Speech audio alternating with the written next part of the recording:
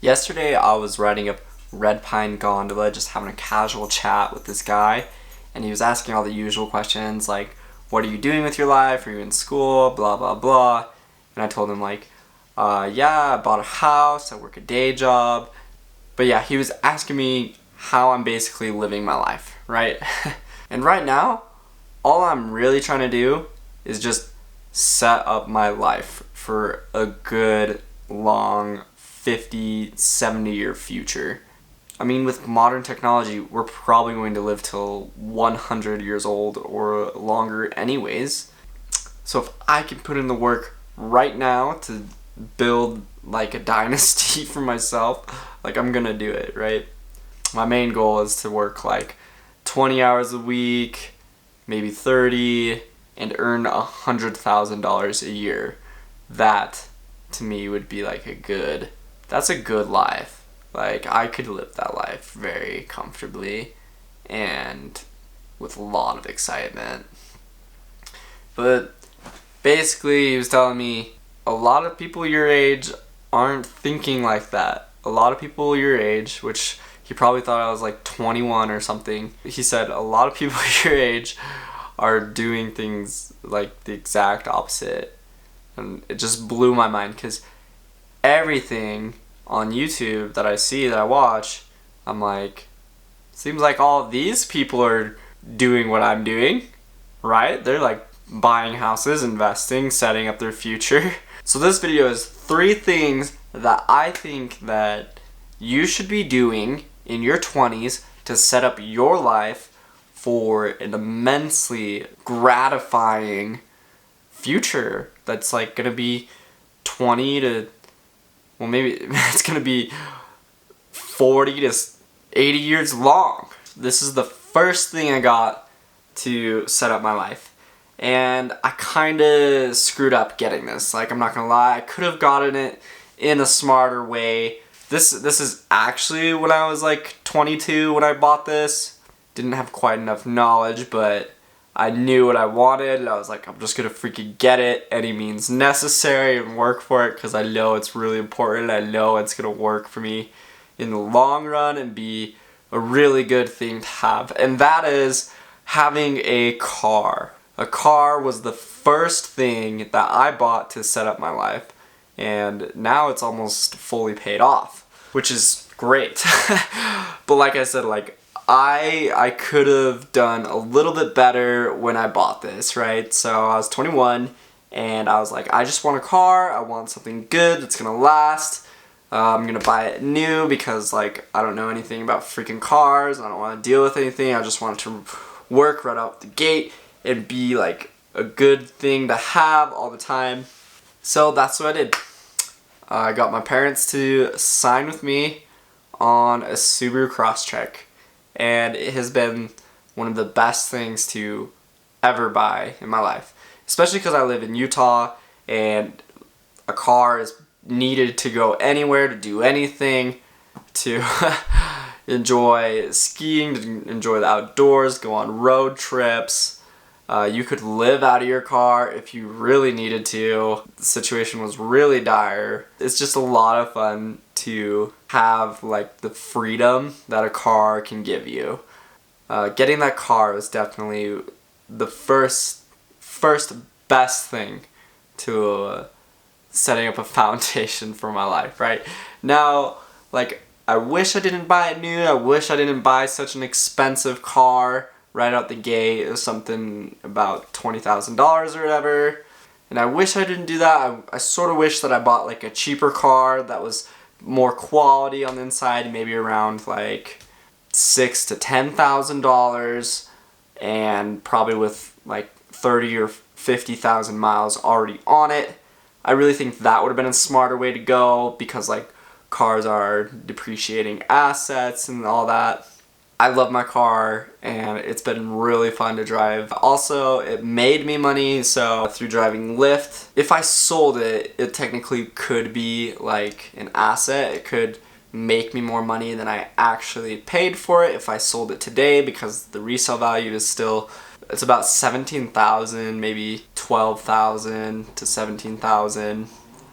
that definitely is like the first thing that I bought to like set up my life so I can have more freedom.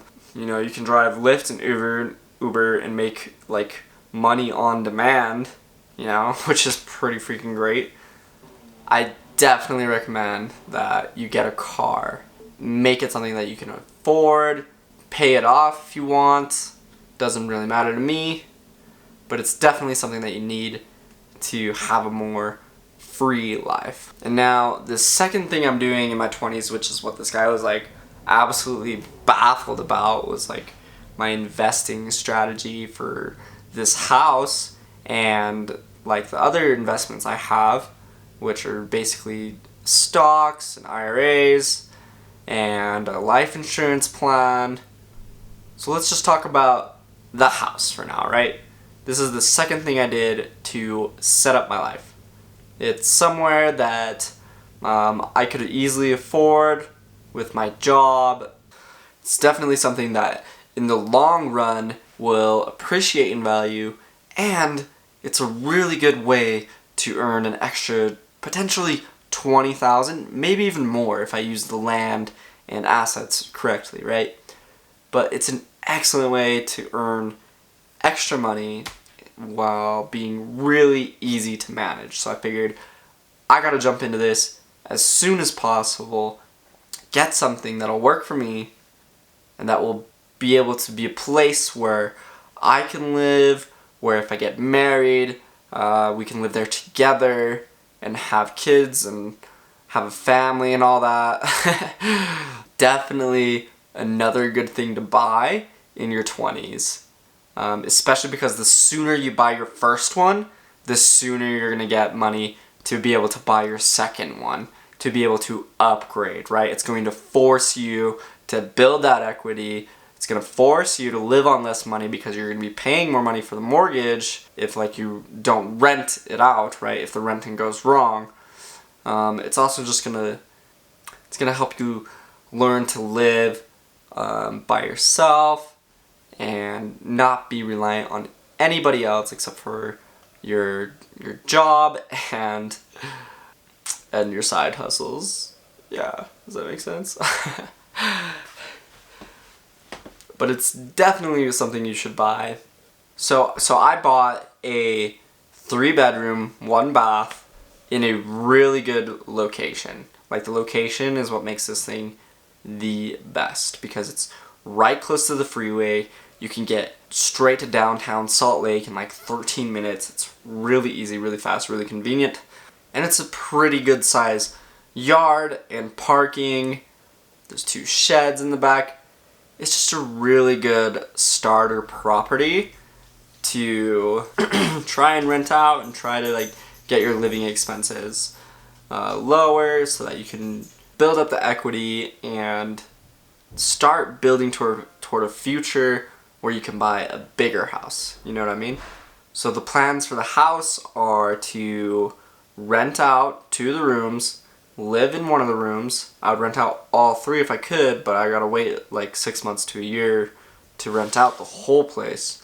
But for now, I'm just gonna rent out 2 of the rooms, live in one of the bedrooms, get my cost of living down into the hundreds of dollars instead of thousands of dollars. I could get it down to even free if the market goes right, and to build up the equity so that I can use it to get another house later down the road. Now this is called house hacking. This is exactly what I'm doing and I think that everyone should do, especially if they're single and in their 20s. Buy a property as fast as you can and then try to sell. It gives you something to sell. It gives you rooms and a yard and parking and a place where people have their pets. It gives you all of that to sell and all of it to manage. Like, it's going to be something that after you get done with work, you go home to where you're living, talk to your roommates. If anything's going wrong, you fix it because you live there. It's a really simple first business to start and manage, and it won't take a lot of extra time or effort. Let me give you the numbers real quick, right? So if I rent out the rooms at $700 each, like for me, I have 2 rooms, right, that I'm going to rent out for $700 a month. So that's an extra $1,400 a month. I'm timesing that by 12. That's another $16,800 a year that you're going to get just because you bought a house. Now this money isn't going to be like directly accessible, but it's going to be in the equity, and it's going to be building up over time so that you can get like a line of credit on it, or you can refinance and get it out, get your equity out and get it working for you, and you can go and look for another deal that's going to be fairly simple to manage, because that's just like the nature of good real estate. I wouldn't know, because like this is just my first house, but so far it's been pretty easy. But yeah, it's an extra $16,800 just for like 2 rooms, and let's say I rented them out at $500 each, right? That's an extra $12,000 a year. So right now I'm paying about $1,600 a month for the house before utilities and before garbage and internet and all that. So that's why I'm aiming to get $700 a month, so that I can only pay $200 per month to live in a pretty nice house. Like I said, it just gives you something to sell. It gives you something to manage. That's your own business. It makes your cost of living a lot lower, and it's definitely something that you should do while you're in your 20s. I personally, if I had more money, so I bought a 3-bedroom, 1-bath with a lot of parking and a pretty good backyard, right? So if I had more money, what I would have bought is probably like a 4-bedroom, 2-bath. That would have been ideal, but that was just it was tens of thousands of dollars outside of my budget, and it would have cost me years to get that extra money to be able to afford a bigger house like that, a 4-bedroom, 2-bath.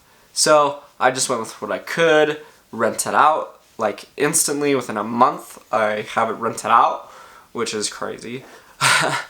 The housing market can be really fast moving and fast paced like that, especially here in Utah right now. I feel it's just giving me a place to live. It's giving me a place to sort of like be my own person and be more self-reliant and to learn a lot more skills.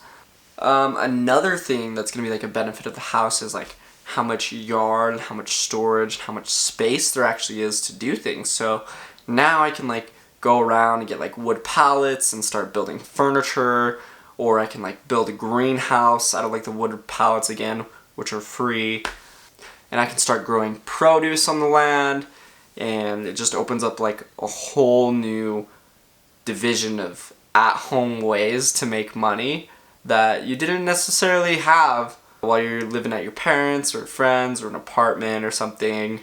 So I'm really excited for what that has to, what that's gonna bring into my life. To end this video, I would like to suggest one more thing to do in your 20s, and that is to find something that means more to you than money. Find something that gives you more happiness, gives you more joy, gives you more pleasure, gives you more satisfaction in life than money. That's kind of hard to do because like money is like pretty freaking awesome, right? It does a lot of good things for you, but you have to realize that there are other things, like money isn't really the topic that people really like to talk about, you know? Like if you're focused on money all the time, it kind of gives like the wrong impression to like your friends and family. So you gotta find something that beats money. Something that makes you happier and more likable than like just always focusing on money, because people don't like it. So as great as it is, you can't just be 100% greedy and loving money more than you're loving people, right? The main goal here is to get freedom so that you can spend it with people that you love and like and that you are happy with. That is the main goal of all this. You do not want to just be earning money and just having a bunch of money and being alone.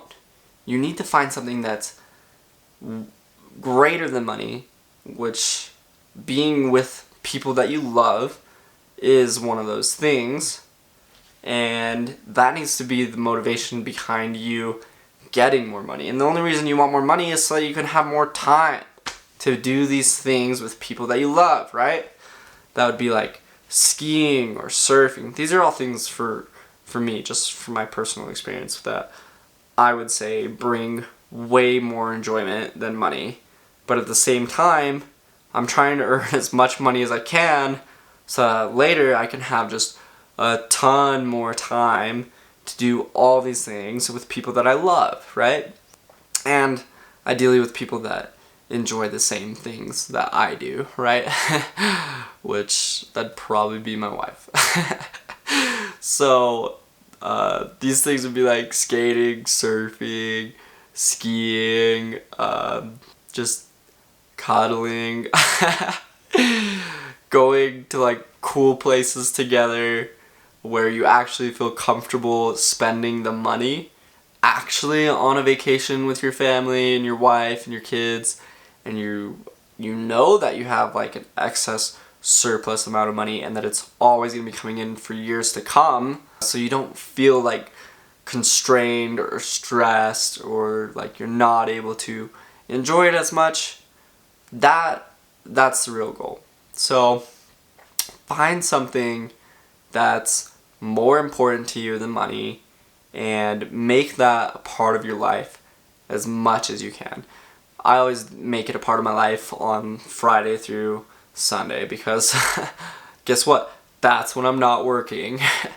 All the rest of the time, I'm pretty much working. Like 6 a.m. I go to the gym, and then I go to work at 8, and then I'll finish working around 8 or 9, and I'll go to bed, get ready for bed from 9 to 10, relax, watch a little bit of TV, stuff like that. Friday, Saturday, and Sunday, I try to make time to go skiing, to go boating, to hang out with friends that I really like, and to not lose like my personality and get caught up in all this money earning. As great as it is, it's not everything. And the motivation behind it is to be able to have more time to do things that you actually want to do with your life, right? I hope this was insightful. I hope you found some things and some ideas that make you think about what you should actually be doing in your 20s. How you should actually be setting up your life. Not that I freaking know, but I'm trying. And I really think that getting a car and having some real estate is a solid foundation for you to like have a home base so that you can go and expand and be a scientist, be an influencer, sell online products. I don't freaking know. Whatever you want to do. The car and the house are great foundations that you should be building in your 20s.